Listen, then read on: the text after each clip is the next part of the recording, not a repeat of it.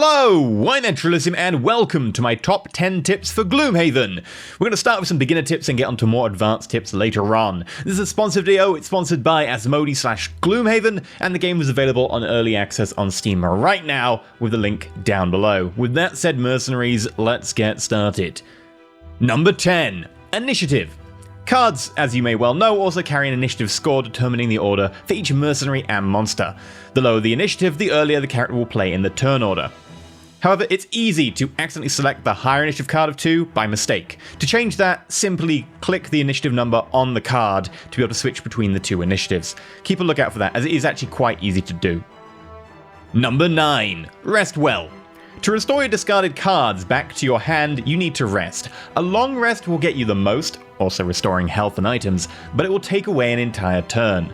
Short rest provides far fewer benefits, only restoring discarded cards, but you can still play after. If you're in a fight, consider whether the damage and the lost damage you could have done is worth a long rest. Number 8. Do not burn cards too fast. In Gloomhaven, you need to burn cards to use your most powerful abilities. You also burn cards to rest and restore your hand, or you burn cards to avoid massive blows. The game is all about managing these resources across the dungeon. Try to only burn at most one card in the first room, or maybe 2 if it's a particularly hard or large room. But even better, don't primarily consider these cards as burn cards, which leads us on to Number 7. Default actions. Remember that every card carries a top attack 2 action and a default bottom move 2 action. You can always use those. The best way of saving on burn cards in particular is to consider the burn action to be an optional action and the normal action to actually be the default action.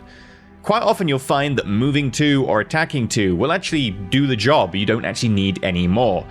And being able to use burn cards for that allows you to then regain them and use them later on, as opposed to burning them now and having them be overkill. Number 6. Don't get greedy. It's unlikely you'll be able to get every single piece of loot in a dungeon.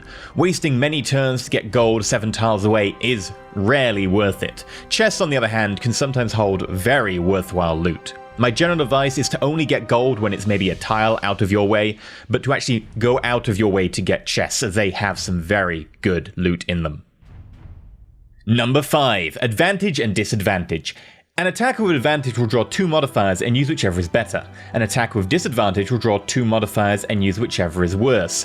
While it is easy to remember how this affects your mercenaries, remember this also affects enemies, and abuse the fact that any ranged attack performed in melee will suffer disadvantage. This makes bone rangers far less worrying. Number 4. Master the elements. Some cards will produce magic at the end of the turn. They always carry an elemental icon. Some cards can make use of this to increase their power or add riders to their effects. When possible, try to synergize your deck for a particular character and fill them with one particular element. And also, do not worry too much about trying to plan many turns in advance for the use of elements.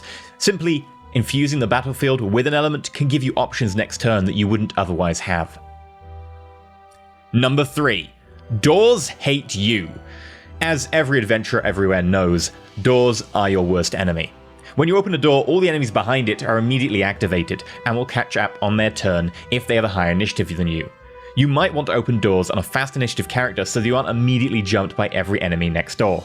If you need to open the door at a later initiative because you're running low on cards, consider if blocking the door or if running backwards will help you once you see the enemy's cards and actions. Number 2. Use your stuff. Items unlock deadly combos. An item must be used during a specific phase, for example, boots during movement. The UI will glow brightly whenever an item becomes activatable. Look out for these, as with everything going on, it is easy to forget about them and miss their specific time to use them. And number 1. Don't burn Reviving Ether. Seriously, don't. And be careful when short resting Spellweaver, as choosing to redraw a different card has the potential to actually lose you Reviving Ether. Seriously, don't. Thank you for watching my top 10 tips for Gloomhaven. Hopefully you have found it enjoyable and enlightening. There will be a link down below to the game, which you can download if you wish. And until next time, stay shiny and don't burn Reviving Ether.